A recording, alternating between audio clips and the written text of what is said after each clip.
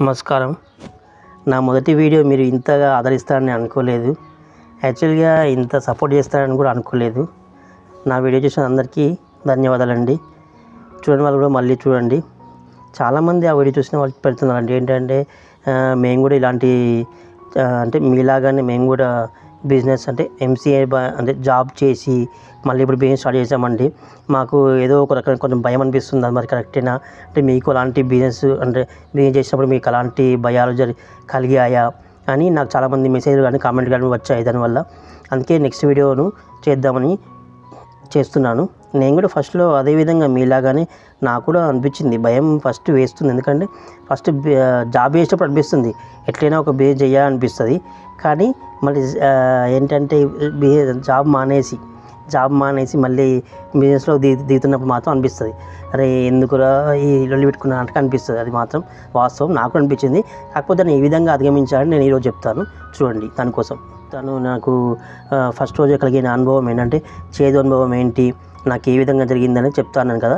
ఇప్పుడు దాని గురించి నేను చెప్తాను. ఏంటంటే కామన్గా ఫస్ట్ మేము బిజినెస్ స్టార్ట్ చేసామండి. స్టార్ట్ చేసినాక ఏమైపోయింది, నాకు అంటే ఇన్వెస్ట్మెంట్ పెట్టాను, చేశాను, అన్నీ స్టార్ట్ చేశాను.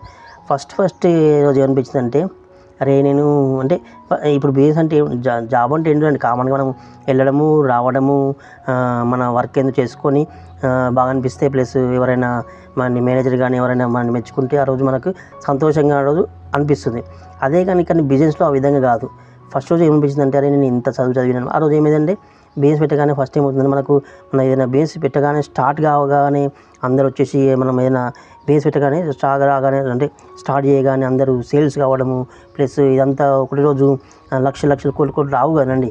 ఏ బిజినెస్ అని ఏం చేయాలంటే మెల్లిమెల్లిగా టైం పడుతుంది. బిజినెస్ డెవలప్ కావాలంటే ఆ బిజినెస్ మెల్లిమెల్లిగా కావాలంటే డెవలప్ కావాలి. అప్పుడు అనిపిస్తుందండి. ఫస్ట్ రోజు నాకు అదే అనిపించింది, అరే నేను ఇంత ఇన్వెస్ట్మెంట్ పెట్టాను, ఇంత ఖర్చు పెట్టాను, ప్లస్ మరి నాకు ఈ బిజినెస్ సక్సెస్ఫుల్ అవుతుందా కాకపోతే ఏ విధంగా అన్నట్టుగా నాకు ఒక భయం కలిగింది. అదే షాక్ అండి.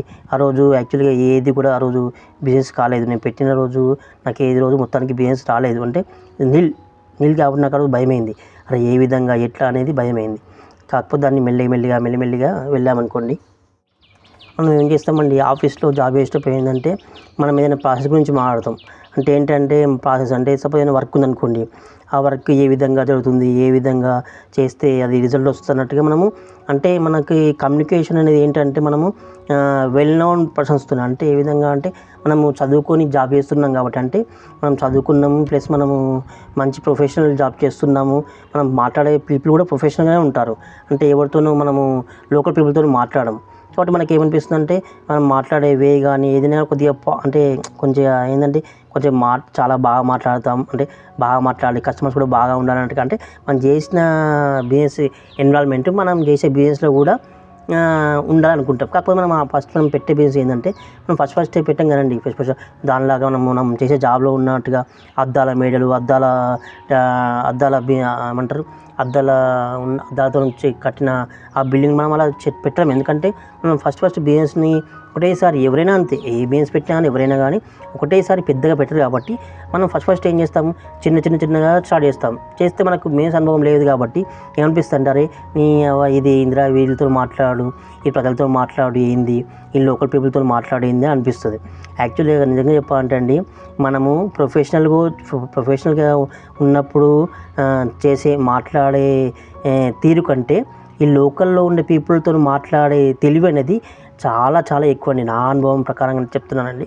ఎందుకంటే అండి ఇప్పుడు వారిని ఏ విధంగానో మేనేజ్ చేయొచ్చు. అంటే ఆ మేనేజర్స్ని కానీ లేకపోతే వారిని ఏ విధంగానో మేనేజ్ చేయొచ్చు. అంటే సార్ నాకు ఏదో జ్వరం వచ్చింది, ఏదో సంథింగ్ చెప్పొచ్చు.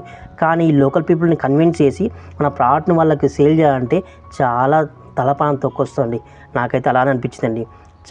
చాలా కష్టం. అంటే నా ఉద్దేశం అంటే అది నేర్చుకుంటే వస్తుంది, కాదనట్లేదు.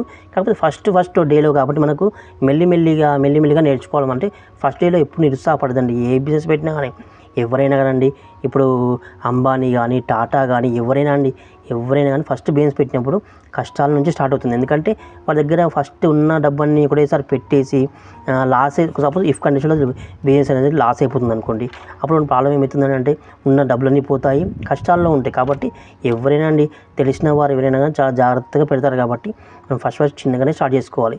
స్టార్ట్ చేసుకున్న తర్వాత మెల్లిమెల్లిగా డెవలప్ అవుతుంటాం. కాబట్టి అంతేగాని అయ్యో నాకు ఈరోజు అందుకే నాకు ఇదే టాస్క్ ఏంటంటే మెయిన్ టాస్క్ ఇదే. అక్కడ మేనేజ్ చేసాము, ఇక్కడ పెద్ద టీమ్ లీడర్లు మేనేజ్ చేసాము. కానీ ఇక్కడ లోకల్ పీపుల్ని మేనేజ్ చేయడం చాలా చాలా కష్టం అండి అని అంటే నా ఫీలింగ్ అండి. అది నాకు అనిపించింది.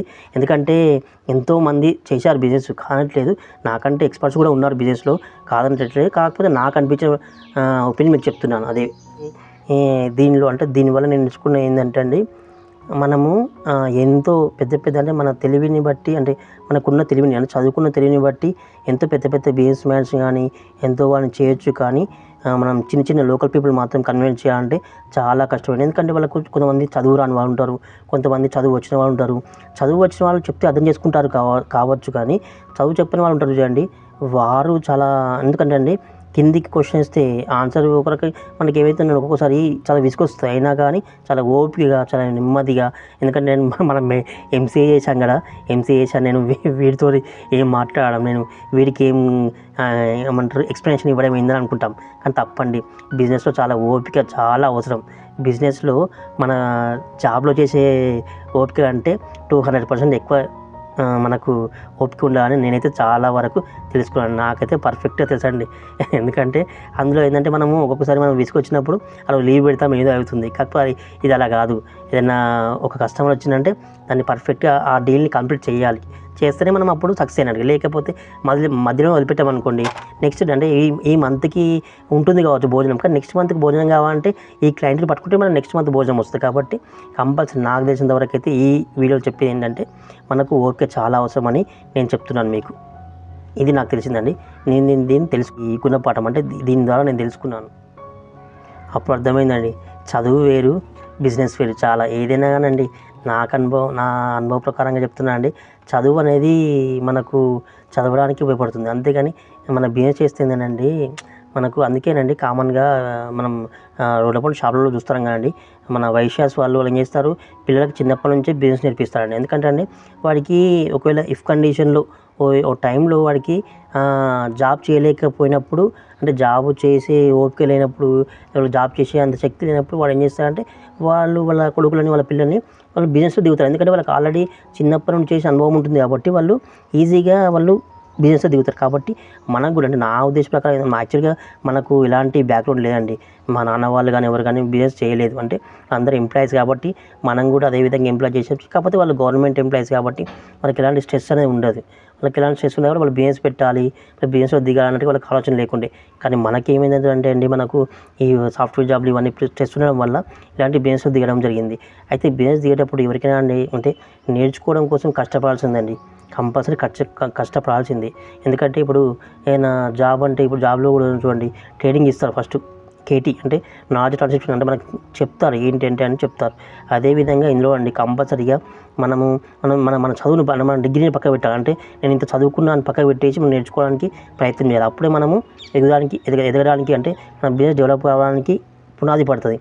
లేకపోతే మనము వాడితో మనకేంది వీడితో మనకేంది అనుకుంటే మనం చాలా సఫర్ కావాల్సింది. ఎందుకంటే అండి మనం ఏం చేసామో మనం బిజినెస్ చేస్తాము అని నమ్మకం పట్టుదలతోని అంటే స్టిల్ ఎప్పుడు ఉంటుండాలి. అదేవిధంగా మనం జాబ్ చేసేటప్పుడు డైలీ ఒక ఛాలెంజ్ ఏ విధంగా వస్తుందో అదేవిధంగా బిజినెస్లో కూడా ఆ విధంగా ఛాలెంజెస్ ఉంటాయి. కానీ ఏదో ఒక అయిపోయింది కానీ ఛాలెంజ్ని మాత్రం పక్క పెడితే మనం బిజినెస్లోకి ముందుకు వెళ్ళామండి. ఇది మాత్రం సత్యం అండి. మీరు కూడా ఎవరైనా ఇలా నాలాగా జాబ్ చేద్దాం అనుకుంటే మీరు కూడా మీ డిగ్రీ పక్కన పెట్టి మెయిన్గా ఫోకస్ చేయండి బిజినెస్ మీద. ఏ విధంగా అయితే జాబ్ మీద అయితే ఫోకస్ చేశామో అదేవిధంగా బిజినెస్ మీద కూడా ఫోకస్ చేసి చెప్పండి. మీరు కూడా నాకు కామెంట్ చేయండి, మీకు ఏ విధంగా మీకు ఇలాంటి అనుభవం జరిగిందా, అలాంటి అనుభవం జరిగితే మీకు ఎలా జరిగిందో దాన్ని నాకు కామెంట్ చేయండి ఫ్రెండ్స్. నెక్స్ట్ వీడియోలో నేను బిజినెస్ చేసి అంటే ఫస్ట్ రూపాయి ఏ విధంగా వచ్చిందాకంటే ఫస్ట్ డబ్బు ఏ విధంగా సంపాదించాలో చెప్తాను.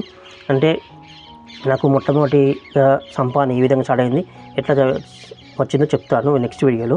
ఈ ప్రయాణంలో మీరు కూడా నాతో భాగస్వామ్యమై నాకు సపోర్ట్ చేయాలనుకుంటే నా ఛానల్ని సబ్స్క్రైబ్ చేసుకోండి. మీకు వీడియో నచ్చినట్లయితే లైక్ చేయండి, ఇంకా వేరే వాళ్ళకు షేర్ చేయండి.